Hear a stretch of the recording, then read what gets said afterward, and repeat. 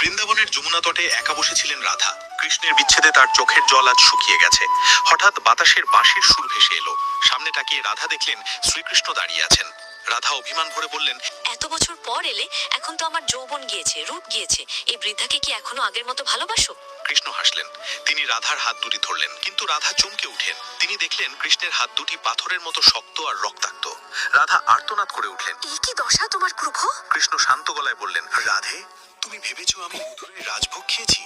তুমি এখানে যতবার আমার নাম জপ করে কেঁদেছো, প্রতিবার সেই চোখের জল আমার গায়ে তপ্ত কলার মতো বিঁধেছে। তুমি বিরহে পুড়েছো, আর আমি সেই আগুনে ছাই হয়েছি। তোমার প্রতিটি দীর্ঘশ্বাস আমার বুকে পাথর হয়ে চেপে বসেছিল। তুমি একা নও রাধে, এই বিচ্ছেদে আমার ঈশ্বর সত্তাও প্রতিদিন ক্ষতবিক্ষত হয়েছে। রাধা বুঝলেন, বিচ্ছেদ কেবল তার ছিল না, কৃষ্ণের কষ্ট ছিল আরো কয়েক গুণ বেশি।